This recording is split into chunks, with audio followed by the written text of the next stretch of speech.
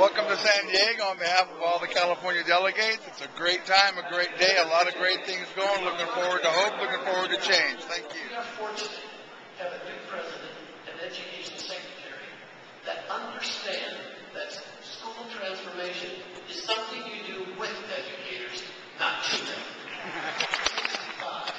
A CEO's pay was 24 times the average worker's pay.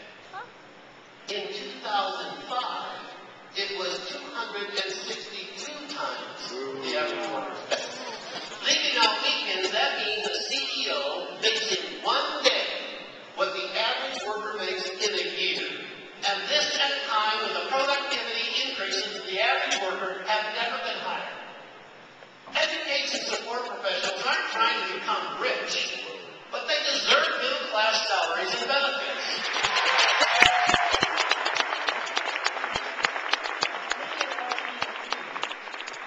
Don't receive a paycheck every 2 weeks. You see, most of their entire net pay is consumed by the cost of health care for their family. On top of that, some members of Congress have proposed taxing health care benefits. Absolutely no way. We'll focus on these public schools, where a disproportionate number of students live in poverty and drop out of school. By focusing on these schools, we can achieve the greatest possible impact. We can make a difference in thousands and thousands of lives. These schools are everywhere. Half are in urban centers, 30% in rural, and 20% in the suburbs. So I'm asking you to get involved. If you're able to staff or teach in one of these schools, please do so. If not, maybe you can mentor a new teacher or a student, or help a school establish strong ties with the parents and the community. But it is important that you do something, because these kids deserve better, and we are the ones who can make a difference. Chairperson of the Elections Committee will now present the preliminary report of the Elections Committee. No action is necessary at this time, so simply sit back and enjoy. That will be Delegates and guests. This year, delegates to the 2009 Representative Assembly will elect 2 members of the Executive Committee for 3-year terms. 3 at-large representatives to the NEA Board of Directors representing educational support professionals for 3-year terms. And delegates will also elect 1 at-large alternate representatives for the NEA Board of Directors for 3-year terms representing education support professionals. These elections require a majority vote.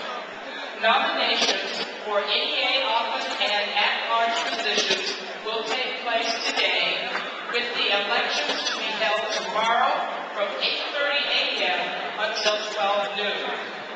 On the second day of voting, we will hold an election in which delegates will consider any necessary runoffs for NEA offices and boards of directors and 5 amendments to the NEA bylaws. As we do every year, we are requesting, may I repeat that? As we do every year, we are requesting that state delegations make special effort to vote only at their designated voting times. Last year, so many delegates voted between 9:30 and 10:30 that we had long lines to enter the voting area. If you are in your designated time space, we are pretty sure we can get you through much quicker. Okay. As far as Alaska is concerned, there is no news coming out of Alaska as to why our governor has resigned, but by the end of July, we will have a new governor, Sean Parnell. You have something to say about it? No? No, nothing from that, no. Okay. How about, I'm not from Alaska. you don't need to be from Alaska. This is about the RA. This is about the RA. News from you. No? Okay. How about you? What do you think? I'm from Michigan. And I'm glad Sarah Palin's resigning. Here we are, Karen Pearson, San Diego, the co-chair for the Physically Challenged Center. What can I have? What do you have to say about the first day of RA? Well, it's the whole thing has been wonderful, but the physically challenged section has had its challenges, and we're working on them. Thanks a lot. Anything. Thank you, Mr. President. David Sutton, President of the California Teachers Association, speaking.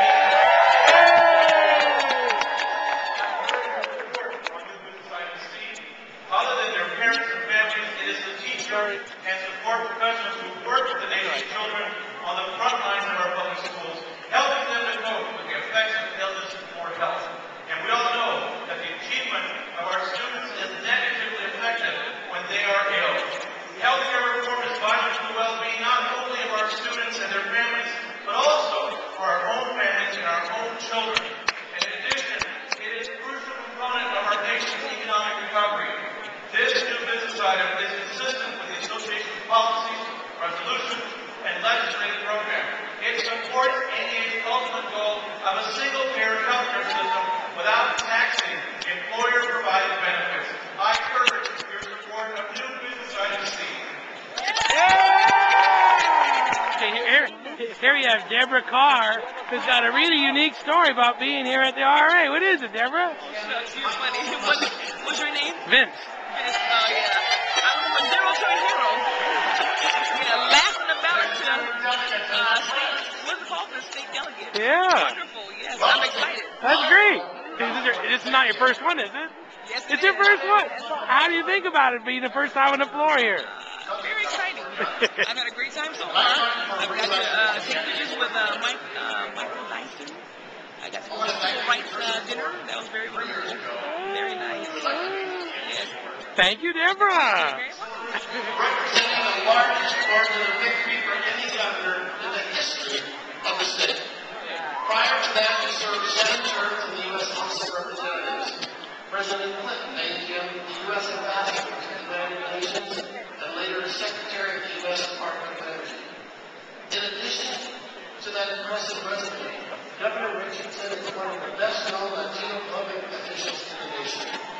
So, most of you are probably familiar with him, but you might not know how much he has done for students and educators in New Mexico. One of the first things he did as governor was to increase pay for teachers. When he took office in New Mexico, they ranked 46 in the nation for teacher salaries. California, we're behind. He restored collective bargaining for ESPs and teachers in the state, and after that right had been taken away under a previous administration. He took steps to expand kindergarten programs across the state to full-day classes. He passed legislation that laid the groundwork for voluntary pre-K for 4-year-olds.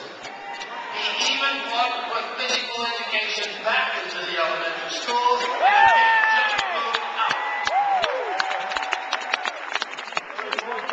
Achievements and advocacy for public education, students, and school employees, it is an honor to present to Governor Bill Richardson with our America's Greatest Governor Award, Education Governor Award.